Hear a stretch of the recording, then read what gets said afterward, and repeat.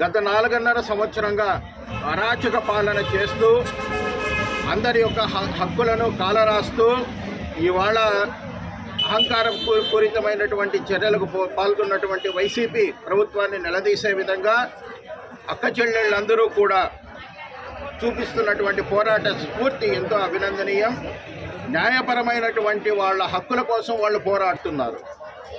గత 5 సంవత్సరాలుగా మీరు ఎన్నో పన్నులు పెంచారు, ఎన్నో ధరలు పెరిగినాయి. కోవిడ్ తర్వాత పెరిగినటువంటి ధరలను తట్టుకునేటువంటి శక్తి సామర్థ్యాలు వాళ్లకు లేక వాళ్లకు మీరు ఎలక్షన్ ముందు ఇచ్చినటువంటి హామీలకు హామీలను పరిష్కరించే విధంగా, హామీలను అమలు చేసే విధంగా వాళ్ళ డిమాండ్లు కోరితే మీరు అహంకారపూరితంగా వాళ్ళను బెదిరించి తీసివేస్తామని చెప్పేటువంటి అహంకారం మాటలు మాట్లాడినారు.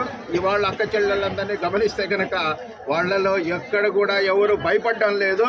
నువ్వేది తీసేసేది 4 నెలల్లో మేమే నిన్ను తీయబోతున్నాం.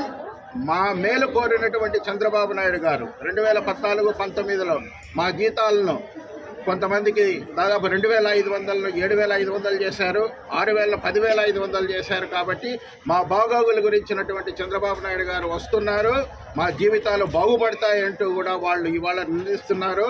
కాబట్టి వైసీపీ ప్రభుత్వాన్ని ఒకటే డిమాండ్ చేస్తున్నాం, మీరు మాట తప్పము మడమ తిప్పము అని ఇప్పుడు ముప్పతిప్పలు పెట్టద్దు.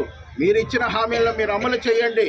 ఇక్కడ ఈ వీధిన పడినటువంటి ఈ మహిళలను, పేద మహిళలు, వీళ్ళు చాలామంది పేదలు, వీళ్ళు ఏం చేస్తున్నారంటే గౌరవవేతనం తీసుకుంటూ ఎటువంటి స్కీములు పొందినటువంటి తరగతికి చెందినటువంటి వాళ్ళు. వీళ్ళ యొక్క న్యాయమైన డిమాండ్లను వెంటనే పరిష్కరించండి.